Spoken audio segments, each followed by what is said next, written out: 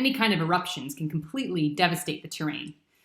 On the positive side, when that eruptions happened and the dust has settled, so to speak, no pun intended, it's actually quite nutrient rich. So from an altitude perspective, from a weather perspective, from looking at different microclimates and different soil types, it's very interesting. And so specifically this area of Sicily, given the temperature of that part of Sicily in general, and then you have a volcano that goes up 3,000 some odd 600 meters, you have just a vast array of different microclimates, different soil types. And it's a winemaker's dream, really. But it's taken a while to get there. So it wasn't always like that. And there's been a number of eruptions since, in the last 100 years. So it has changed things a bit, but it's definitely changed things more for the positive in recent years. So in the 1960s was when the area received its DOC status. And really since then, it's taken off. But Etna as we know it, so when you go into a wine shop and you ask for wines from Mount Etna, the wines that you'll find, most of them, are really from early 2000s until now, when it's just completely blown up. Winemakers from all over the world have bought land here, different parts of Italy. It's one of these areas that's just so exciting. And for the reasons I just mentioned. Barone di Villagrande is in a different category.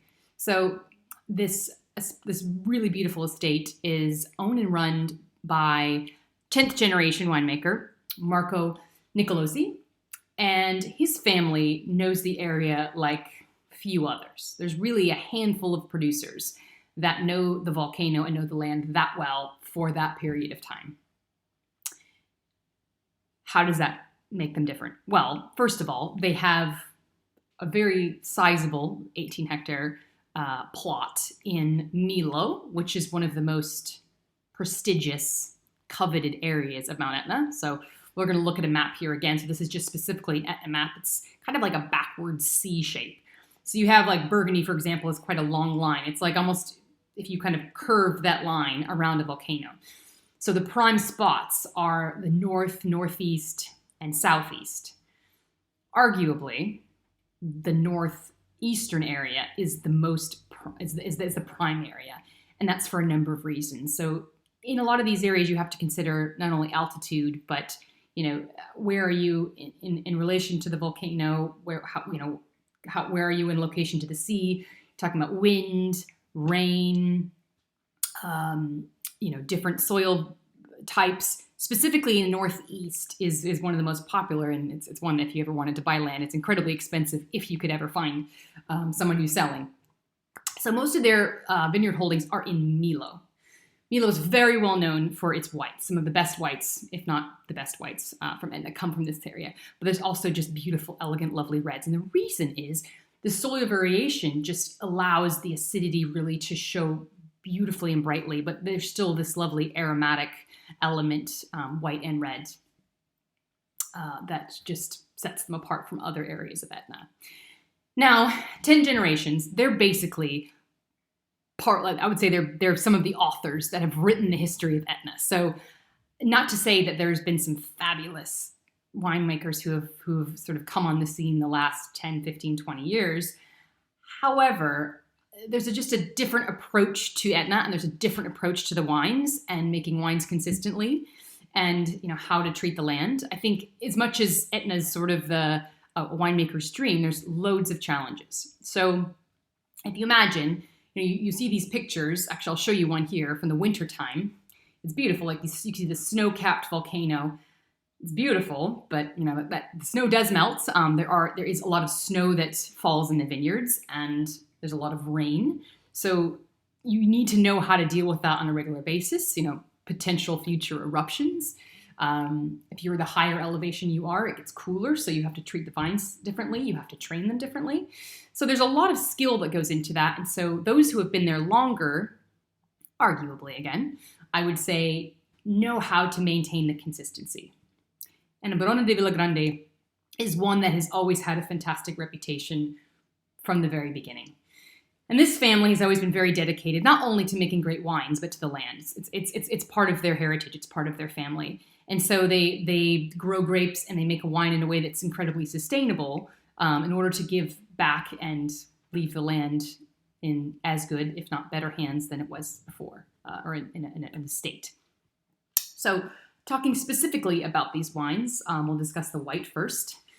This is both of these they're Etna Bianco, Etna Rosso. These are the just classic calling card wines, and I think it's very telling, tasting a variety of the red and white, the Rosso and Bianco from any producer in Mount Etna, because that's the first door, and I would say that really shows the quality, the character of sort of the lesser or kind of more basic wines.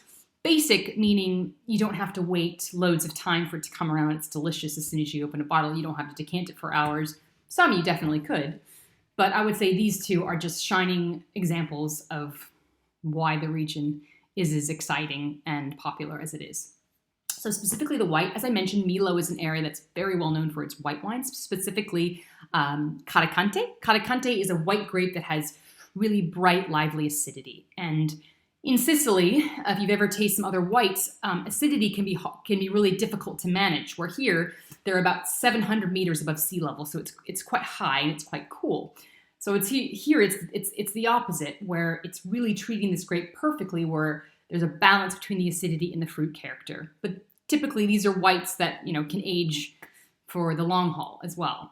This one specifically is meant to be enjoyed in its youth, and it's so delicious. It's that perfect, crisp summer white, but at the same time, I'd happily drink this in December with some roasted seafood.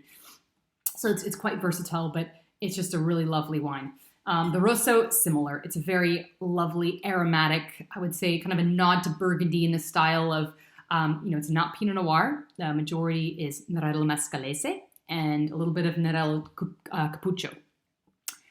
So these two grapes, Nerello Mascalese is the iconic red grape, or really the iconic grape of Etna, but specifically red wine. You'll find that grape throughout the area. Nerello Cappuccio as well. It has, I would say, it has a slightly different personality, where there are some producers who make 100% Nerello Cappuccio, and it's quite particular. But it blends extremely well with the Nerello Mascalese, which has a bit more tannin, a bit more structure, but at the same time shows off really lovely acidity.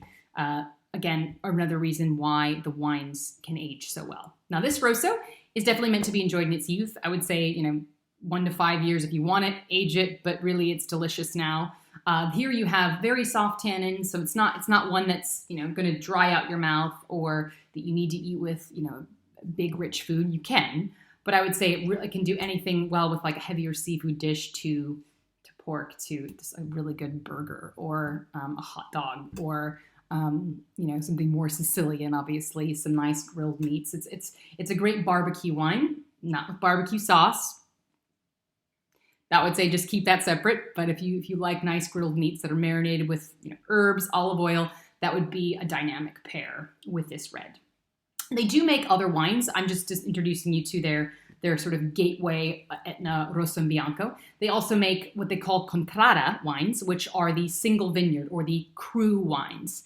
So there's different Contrada all over Etna, and specifically their Villagrande cru, which is quite historical given their family goes back 10 generations. And those will have more complexity, more richness, more character. Those are more on the, age. I would say those are ones that you could age. They're usually released a bit later. There is some oak aging, and the treatment is different.